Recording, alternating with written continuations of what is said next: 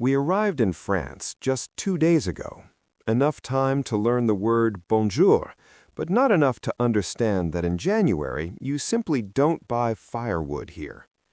Not because it doesn't exist, but because France is a country of seasonality, traditions, and a light philosophical attitude toward life. If it's not the season, then it's not the season. Period. But we didn't know that yet. The house greeted us with a cold that wasn't harsh, but rather thoughtful, as if the walls were asking, "So you really decided to live here?" We nodded. The walls sighed, and it became clear we couldn't survive without firewood. We started searching.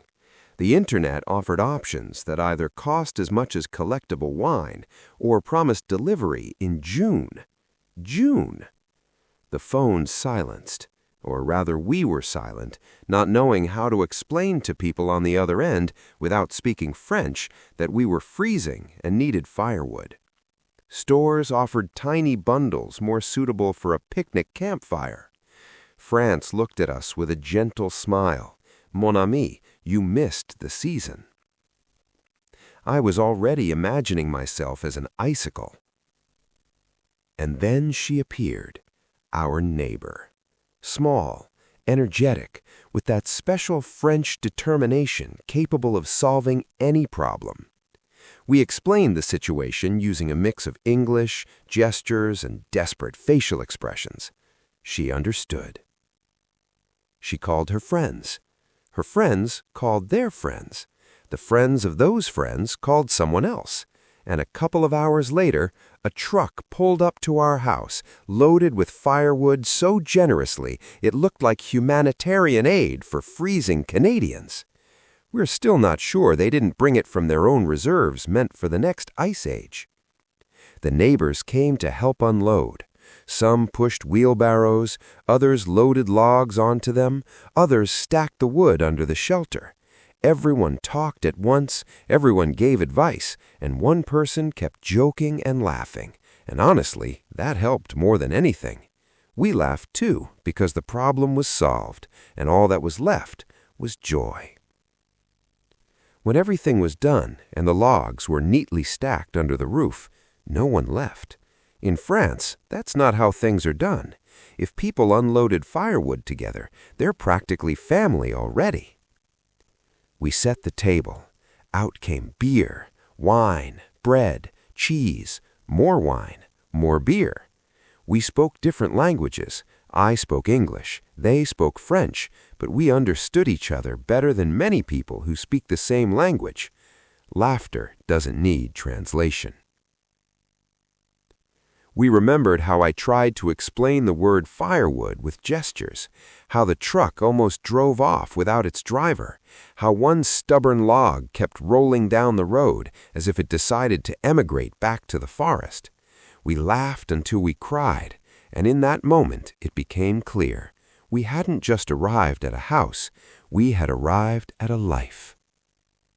And so, among firewood, laughter, and glasses of wine, our story in France began.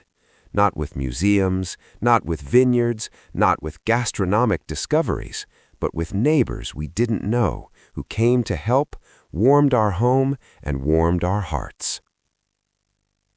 And I understood. If you're cold in France, they'll warm you. If you're lost, they'll find you. If you don't know the language, they'll understand you. Because here, the most important thing isn't words. The most important thing are people. And firewood, of course, even in January. Then the second part of the adventure came, trying to make friends with a very temperamental French fireplace. The fireplace was my first trial, my exam. It tested my patience, my respect for the house, my ability to listen to the silence where past centuries still live. The fireplace didn't ignite right away. It liked to be capricious, liked to be treated with respect, persuaded. If I placed the logs even slightly unevenly, It immediately responded with smoke that filled the entire room, making everyone in the house sneeze. The stone walls, which had survived more winters than I can imagine, waited patiently for the fire to finally awaken. Evening cold slipped through the cracks in the shutters, and the house seemed to nudge me. Come on, try again. The fireplace resisted, as if deciding whether it should bother burning at all today. I arranged the logs, but they lay there with an expression of, "Go on, try to convince us." The kindling crackled as if gossiping about my attempts, and the fire refused to appear, like a cat that hears you calling but pretends to be busy with important matters. Each time I leaned toward the fireplace with a new armful of kindling, I hoped for its cooperation.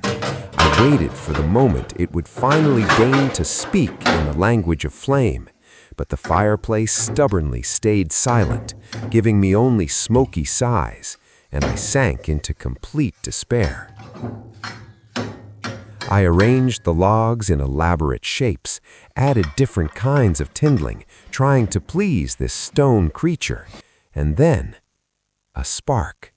Small, timid, a little shy. Then a second one, more confident. The flame arose, slowly but with dignity, and the house instantly became warmer, cozier, alive. The floorboards creaked in the hallway, as if wanting to say with a smirk, "Well, finally, monsieur, you managed it." I felt that the house had taken its first step toward me, and that ahead lay a long conversation with warm evenings, drafts, and unexpected discoveries. But most importantly, there would be life, the very life I came here for. Over time, I learned the fireplace's temper, began to understand which logs it liked, and what made it more agreeable. I realized that no matter how indifferent it pretended to be, it enjoyed my presence. The moment I stepped away, it grew upset and faded, refusing to burn.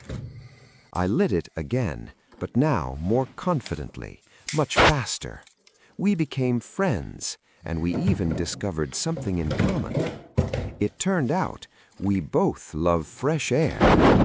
When I opened the fireplace door, it inhaled with its full stone chest, and the flame began to move faster in the rhythm of a cheerful dance. I grew to love sitting in front of the fireplace, listening to the fire whisper in its own language, as if telling a story, its story, of what it had seen in this house, the people it had met here, and who knows how many more stories it saved for me.